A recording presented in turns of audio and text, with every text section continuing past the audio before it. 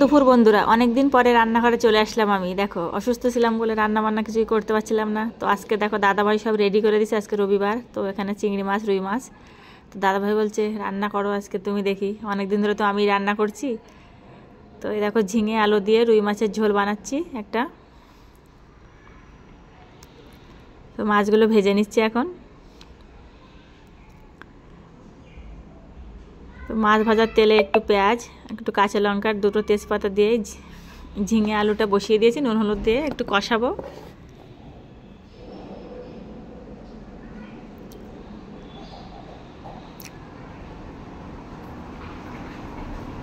তো ভালো করে একটু নাড়াচাড়া করে কষিয়ে নিয়ে এর ভিতরে আমি 2 চামচের মতন জিরে বাটা দিয়ে দিচ্ছি। ওই জিরে আর গোলমরিচ বেটে রেখেছি। আবার একটু ভালো করে নাড়াচাড়া করে আমি গরম জল দিয়ে দিচ্ছি। তো এখন ভালোভাবে ফুটে উঠেছে, মাছগুলো দিয়ে দিচ্ছি।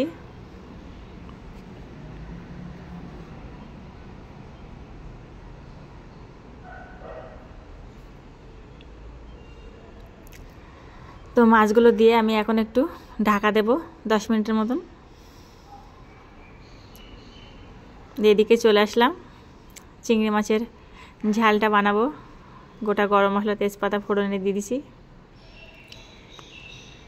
দিয়ে মিক্সিতেই মশলাটা দাদাভাই করে রেখেছে, যাতে আমি কষ্ট হচ্ছে বাড়তে পারছি না শিলে, তাই সব রকম মশলা নিয়ে মশলার গ্রেভিটা বানিয়ে নেব এখানে। এইদিকে আমার ঝিঙের ঝোল হয়ে গেছে, এখন এটাকে নামিয়ে নেব। পিকু আমার এখন একটু ক্যামেরাম্যান করছে, আগে আমি একা একা করছিলাম। এই দেখো রেডি হয়ে গেছে ঝিঙে আলু দিয়ে রুই মাছের ঝোল পাতলা। কেমন হয়েছে জানাবে কিন্তু, যেহেতু কাঁচা লঙ্কা এই জন্য হলুদ কালার হয়েছে এরকম। এদিকে মশলাটা আমার হয়ে যাচ্ছে, এবার আমি চিংড়ি মাছগুলো দিয়ে দেবো। নুন আর লেবুর রস দিয়ে চিংড়ি মাছটা মেখে রেখেছিলাম। এই রেসিপিটা কিন্তু আমার পিকুসোনার জন্য, পিকুসোনা খুব ভালোবাসে খেতে। দিয়ে আমি ঢেকে দেবো। এটা 10 মিনিট আমি লো আঁচে বসিয়ে রেখেছিলাম। দেখো একটা একটা করে চিংড়ি মাছ আমি উল্টে দেব।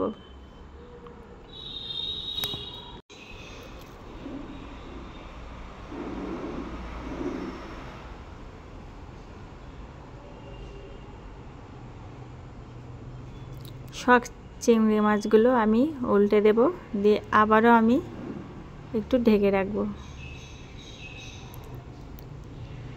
এই দেখো গরম মশলা দিয়ে নামিয়ে দিলাম। চিংড়ি মাছ হয়ে গেছে, চিংড়ি মাছের ঝাল।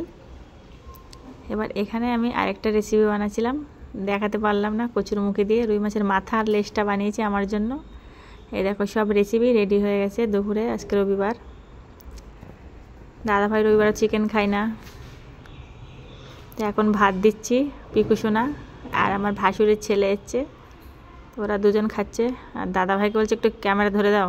আমি জল খেয়ে নিয়েছি, দাদাভাইয়ের ভাত রেডি করে দিচ্ছি। দাদাভাই স্নান করে এসে দাঁড়িয়ে পড়েছে, বলছে শুধু সবসময় ভিডিও আর ভিডিও। এবার আমিও বসবো, ভাত নেব।